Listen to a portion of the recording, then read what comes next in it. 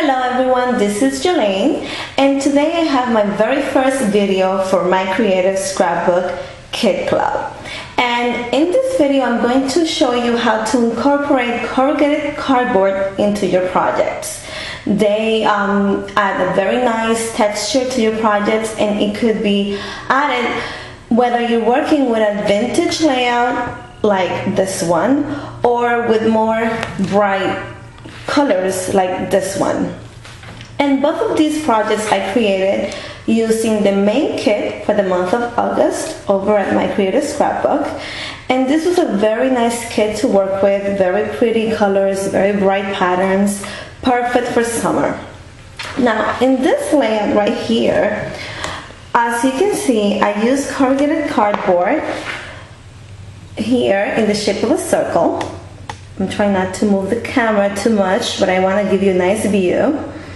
And I completely covered my cardboard so that it's nice and bright. I didn't want it to look too dark because it's a summer layout. Okay, so let me just show you how I did that. Now, you begin with any kind of packaging. You normally get your kits in a box from the post office, and that's perfect. Now if you look at your corrugated board from the side, you will see 3 layers. So what you want to do is just grab the top layer like this and pull it.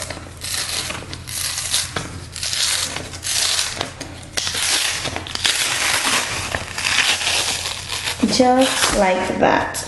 Okay, now it's nice when your board looks different because let's say this piece right here, you can add some paint. Crackle paint will look good there. You can ink it, and that would add nice texture. Now if you want it to look a little cleaner than that, you can take a sanding block. This is actually very worn out and it's close to my heart. But an emery board, one of those blocks that you can see at the nail salon, that would work just as well. So what you do at this point is that you take your board, and it's going to be more flexible now, and you can use your sanding block or your buffer block to just sand away this fussy side like this. And work on it until it looks just the way you want it to look.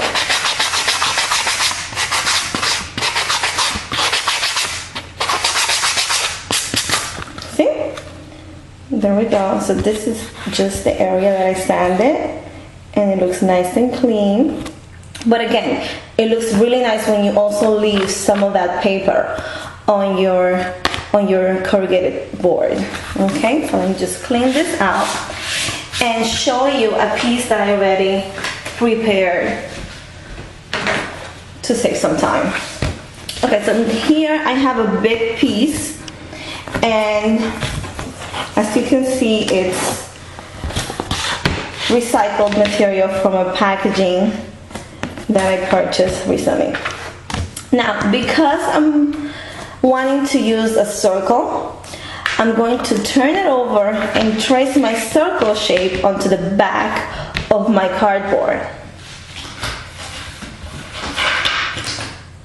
And I have here, this is the colossal template, and what this is, it's very old.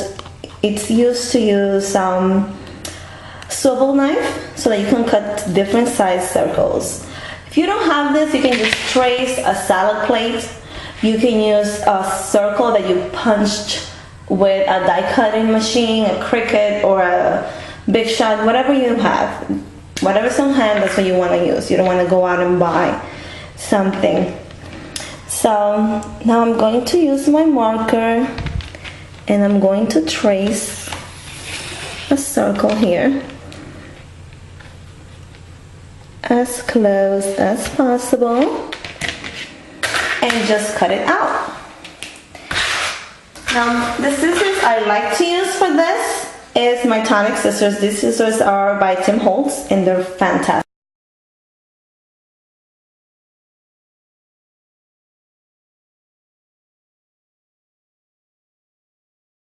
Let me just get this out of my way. And recycling any kind of materials is not only great because you don't have to spend money on your craft, but also adds so much texture. You can add texture and dimension to your projects. Okay, so here's my circle. And for my first layout, I'm going to show you again. I want to mimic this color right here. And this is a die cut. A die cut that comes with the paper collection, and these papers are actually by Simple Stories and they're called 100 Days of Sunshine. They're in your kit. Beautiful, beautiful colors.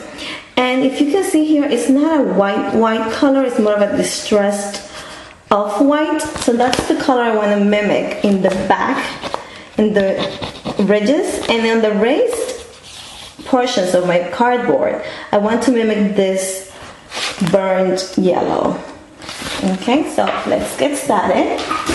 I'm going to use a paint palette, and I'm going to use this color right here.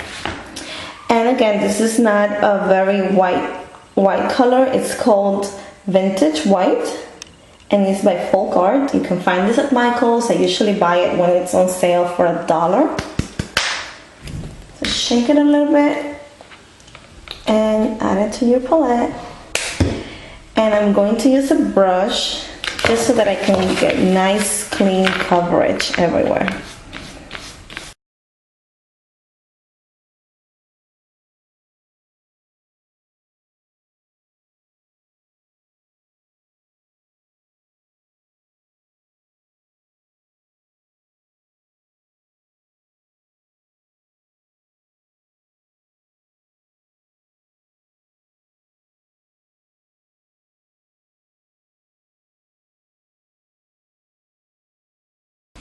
Just a little bit more.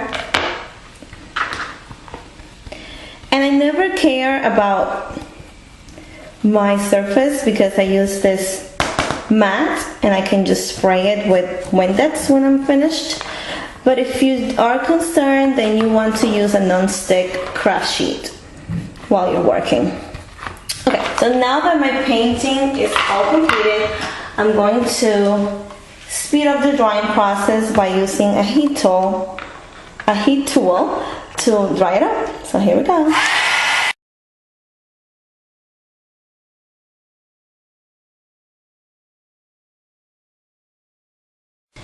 Now that my board is completely covered in paint and dry, I'm going to go ahead and spray it with this nice yellow paint, glimmer mist, I'm sorry. And this one is called Sun Sisters. It's one of the newer summer colors and it's a new formula and I love it. So I'm just gonna spray on it and cover it nicely. And as you can see, it's way too yellow for what we need, but that's okay. We are going to use some paper towels to dry the excess so that it's not so bright, and it will be fine. So far I'm really liking it done, and it's not very uniform, and that's good because you don't want it to be too perfect. I'm going to use my heat tool again.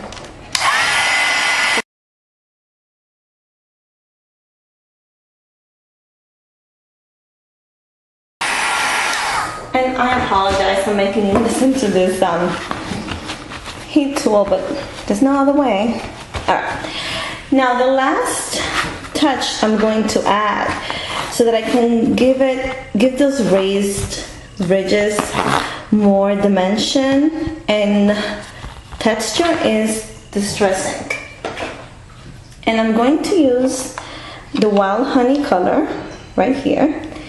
And I print these little tabs from the Ranger website and just ink them. and it's easier to see the color I'm using. And by the way, I use the foam applicators, and I'm cheap. So I use one foam applicators for 2 coordinating shades. So on this bottom part I have Wild Honey, and right here I have Rusty Hinge, which are very similar. So I don't have to worry about contamination that much. But either way, I only use this side of the applicator, so why waste the whole thing, right? Okay, so I'm going to take my ink, and I'm just going to brush it over the top so that I can ink up those raised areas in my board. And that gives it a nice finishing touch. Now, if this is too bright for you, you can also add a little bit of tea dye distressing. That would work nicely and give it a little more of a neutral brown tone. Okay. Now, if I show you that layout one more time, you will see that I used the lace that comes in the kit, and I also used a butter punch, this one right here. And this is the Martha Stewart Daisy butter punch, and I just punched out a strip of red cardstock, and I cut up each individual daisy, and I just attached it or had glued it to the back of the cardboard. And I sandwiched that in between the cardboard and the lace, and that gives it a little bit of added dimension. And you can just pull it up a little bit with your fingers so that it's not so flat. And here in the borders I have puffy paint. Let me just show you that. See, it adds just a finishing touch to make it look complete. And the puffy paint comes like this. This particular one I bought from Michael's, and I found it in the t-shirt section of the store. And it's just a 3-dimensional paint that once it dries, it will raise up and look 3-dimensional. So you just want to add it to your borders, just like so. Requires a little bit of patience, but it looks good at the end. You know, hope you can see that. Almost like whipped cream or something. So that's this way. This is the first way that I wanted to show you how to incorporate the corrugated board onto your projects. Nice bright colors and lots of texture and detail for your project. Now, another layout that I created with the main kit is this boy layout, and I titled it Ready to Play, and it has more of a blue and brown tones. So I thought it would be perfect to add some more corrugated board here. Really rustic, really tattered, but I thought it would add just a nice touch for this boy photos and complete my look. So I will show you how I did that. And this is a lot simpler, a lot easier, because you're not going to be covering the board. So I'm just going to cut a piece here, just so that I can show you. And again, I'm using my tonic scissors. So I have here my corrugated board, and all I did to this one was take some Dauber paint, and this is in the mushroom color. I thought that color just went really well with my cardstock. And I'm going to get some piece of paper right here. And for your Dauber paint, all you want to do is shake it, and then you want to press onto paper and make sure that the paint is traveling here into your Dauber applicator. And that's it. Just color it. See?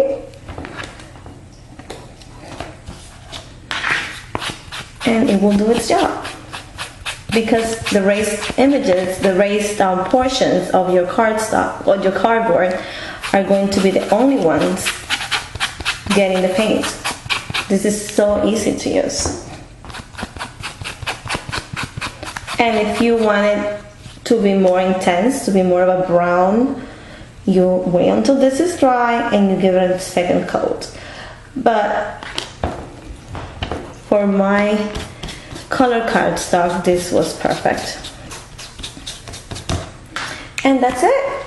Let me just show you the layout again. And as you can see here, the inside, the back part here is just the unfinished natural look of the corrugated board, and only the raised images are brown. So easy, so fast. Please give it a try, and I hope you like this video. Thank you so much for watching. Bye bye.